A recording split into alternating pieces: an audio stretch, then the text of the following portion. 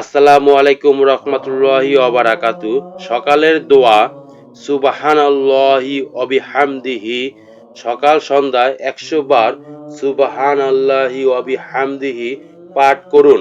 এর অর্থ আল্লাহর প্রশংসা সহ পবিত্রতা ঘোষণা করছি। এর ফজিলত হচ্ছে সকাল সন্ধ্যায় যে ব্যক্তি ১০০ বার এই বাক্য পাঠ করবে কিয়ামতের দিন তার চেয়ে বেশি সওয়াবের অধিকারী আর কেউ হবে না। সুবহানাল্লাহ। যে বান্দা ১০০০ বার এই দোয়াটি পাঠ করবে সুবহানাল্লাহি ওয়া বিহামদিহি, ওই ব্যক্তি সমুদ্রের ফেনা পরিমাণ গুনাহ করে থাকলেও আল্লাহ পাক তাকে মাফ করে দিবেন। যে বান্দা সুবহানাল্লাহ ১০০ বার পাঠ করবে, সকালবেলা ঘুমেতে উঠে যে বান্দা সুবহানাল্লাহ ১০০ বার পাঠ করবে ১০০০ সওয়াবের লেখা হবে তার আমলনামায়।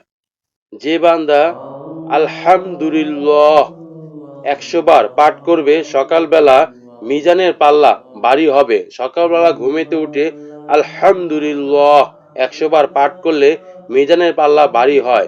যে বান্দা সকালবেলা ঘুমেতে উঠে ১০০ বার লা ইলাহা ইল্লাল্লাহু পাঠ করবে, এর চেয়ে উত্তম জিকির আর নেই। সকালে ঘুমেতে উঠে ১০০ বার লা ইলাহা ইল্লাল্লাহু পাঠ করুন। যে বান্দা ১০০ বার আল্লাহু আকবার আল্লাহু আকবার পাঠ করবে, তার গুনাহ আল্লাহ পাক মাফ করে দিবে। তার সমস্ত সগীরা গুনাহ আল্লাহ পাক মাফ করে দিবে। যে বান্দা সুবহানাল্লাহি ওয়া বিহামদিহি সুবহানাল্লাহিল আযীম, যে বান্দা ১০০ বার সকালে ঘুমেতে উঠে সুবহানাল্লাহিল ওয়া বিহামদিহি সুবহানাল্লাহিল আযীম পাঠ করবে, তার সমুদ্রের ফেনা পরিমাণ সগীরা গুনাহ করে থাকলে তাহলে আল্লাহ পাক তাকে মাফ করে দিবে। যে বান্দা সকালে ঘুমেতে উঠে সাল্লাল্লাহু আলাইহি ওয়াসাল্লাম নবীর প্রতি দরুদ শরীফ পাঠ করে, যে বান্দা সাল্লাল্লাহু আলাইহি ওয়াসাল্লাম, আল্লাহ পাক তার উপর ১০টি রহমত নাজিল করবে।